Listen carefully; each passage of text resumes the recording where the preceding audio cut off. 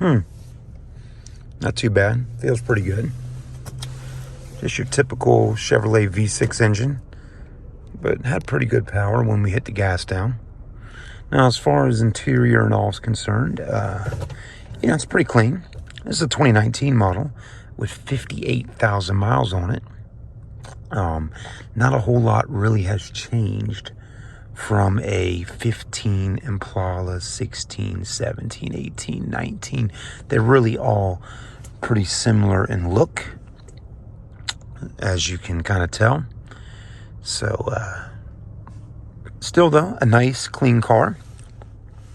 Dual climate control right up in here. Touchscreen, of course. It's got some cool little apps and things like that. Pandora, Fox Sports, New York Times, iHeartRadio. And then the basics, you can obviously hook up your phone, but all that. You got your OnStar up here, of course, still in the car. Armrests, good size, plenty of room to relax your arm on a trip. Open this up, you got plenty of storage down there. There you go. Again, just a typical four-door sedan, nothing over the top. I think Chevrolet does a nice job of the interior fit and finish. Looks pretty good. Of course, they do I'll tell you what they do a good job with. They on like a car like this, on an LT package, they do a nice job of making it look expensive without really having to use expensive materials. Kind of like, this isn't really real leather. It's kind of like a vinyl, but it looks like leather, which is kind of nice. So still a lot of plastic. That's what people always complain about with the Corvettes over the years. But hey, it is what it is. It's an automobile.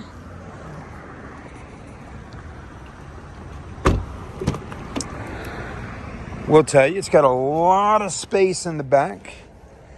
That's a lot of leg room in the rear. I'm 6 foot, so I got plenty of room in the back. You got rear air. Down here, it's just a regular old 12 volt. No USBs anywhere like that. I find it kind of interesting that they don't add any USB ports back here, because if you're doing Uber or something like that, not everybody's carrying around a 12 volt lighter type of setup, right? They got their charging cord they want to plug in. So you don't really have the option of anything like that in the back of this one. But maybe it'll surprise me and have a port somewhere right in here. But I don't see that. This doesn't open. But, very, very cheaply made. I can tell you that much. At least, this is not leather. This is just vinyl with cloth. So it's not a very expensive vehicle. At least they've given you some LED lights and all that. It is very roomy though. And again, it'd be a great vehicle as far as like a rental car. And I think a lot of times, that's kind of what Chevy maybe thinks of sometimes with some of their vehicles like this, is putting them out there in the rental world and fleet cars, business vehicles, maybe even in the law enforcement world, stuff like that. If you really want to buy an Impala like this, and you want to get one that's got like all the bells and whistles and all the luxury features and all the nice feels and looks, you may need to step up to an LTZ or possibly a Premier package Impala. This is just your, your basic A to B sedan. It's got a lot of space. But I do like that Chevrolet still does offer a big vehicle like this, right? Again, Ford, the Crown Victoria has disappeared.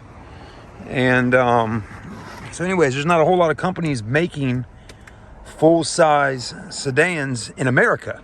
Lincoln, of course, and Cadillac, and of course Chevy. So there you go, the 2019 Impala. We're actually not going to be selling this one here at our store. We're going to be sending it out. If somebody wants to buy it in the next few days, but a 2019 model with 50,000 miles really just doesn't fit our, doesn't really fitting what we're trying to do out here at our dealership. So we'll send this vehicle out to an auction, and most likely a new Chevy store or CarMax, Carvana, one of those big companies, they will most likely buy this car from the auction versus us selling it out here on our lot. It'll do much better out there with those big companies like that. We try to stick to cars that are 80s, 90s, 2000s, and then in the teens, you know, stuff like that does really well for us. I mean, there you go. You know, a 2010 BMW 3 Series for $6,900, a 2014 3 Series for $13,900, you know, a 2012 Outback for $11,900, a 17 Passat for, you know, around $13,000, and we do have an Impala, but that one's a 15 model with 100,000 miles on it for $15,900. So, you know, a 19 with 50,000 miles is going to cost quite a bit more than this one right here. I mean, if this 15 with 100,000 miles is costing $16,000, you can only imagine what a 19 with 50,000 miles might cost out here, right?